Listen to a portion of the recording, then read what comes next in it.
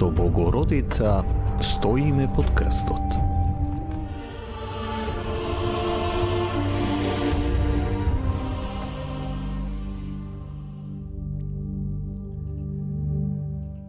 Камшикување и подсмев.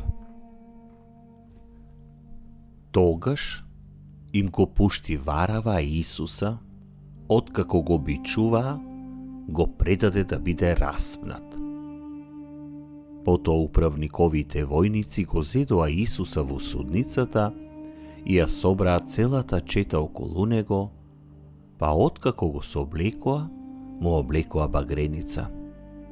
Исплетоа трнов венец, му го кладоа на главата и му дадоа во десната рака трска и паѓајќи на колена му се подсмеваа и велеа: "Радувај се, царе јудејски!" И плукаа на него.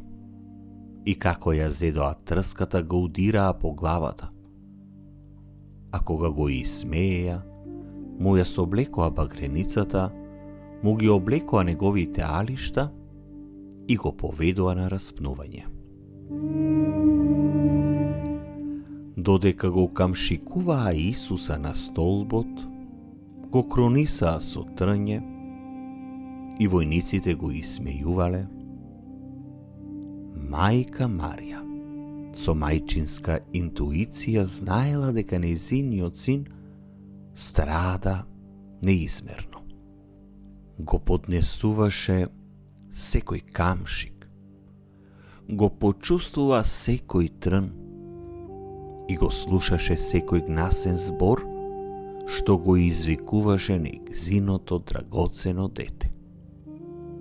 Подоцна истиот ден, додека стоеше во подножјето на крстот, таа беше потресена од секоја рана во искинатото месо на Исус и секоја рана на неговото свето тело. Сепак, не се притеснуваше да погледне во својот измачен син со нејзиниот мајчински поглед.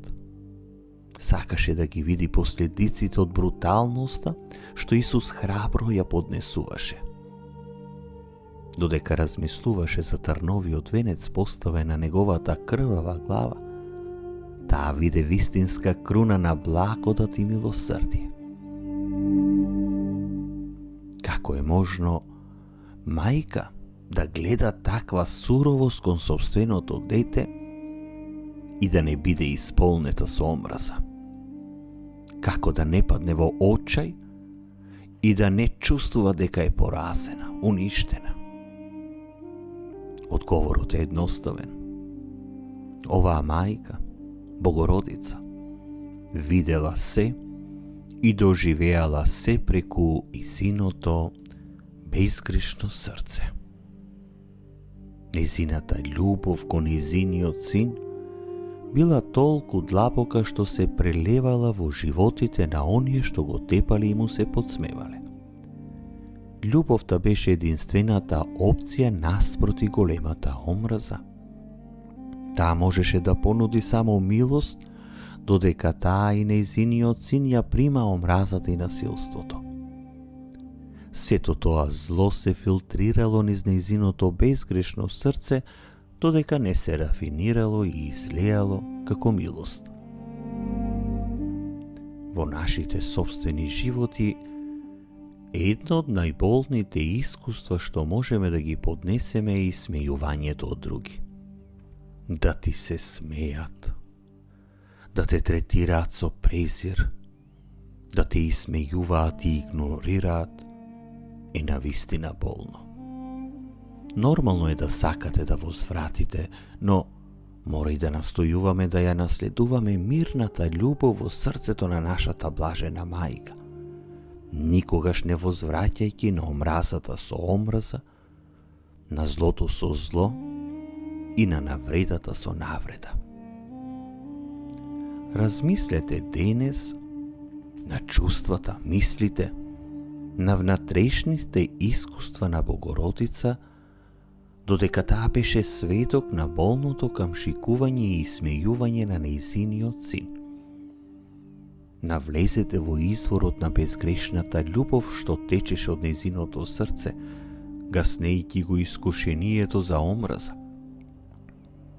Размислете посебно на сите можни начини кои сте ги доживеале како малтретирање од други.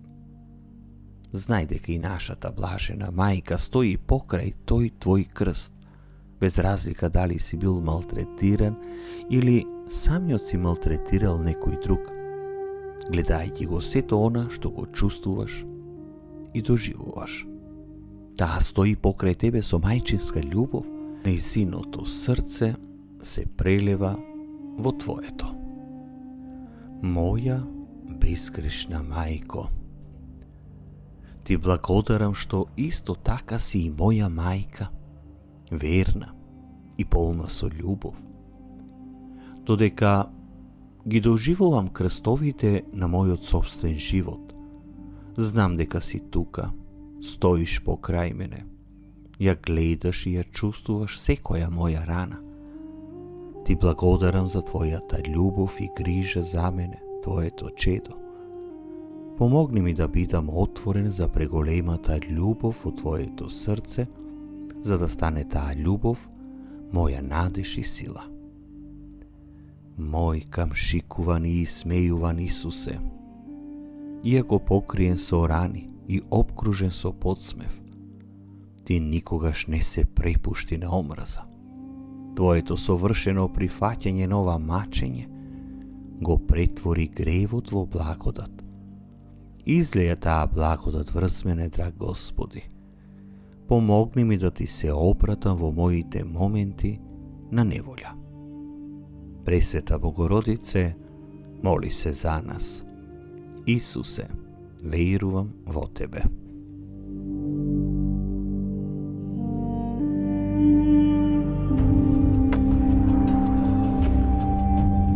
Со Богородица стоиме под крстот.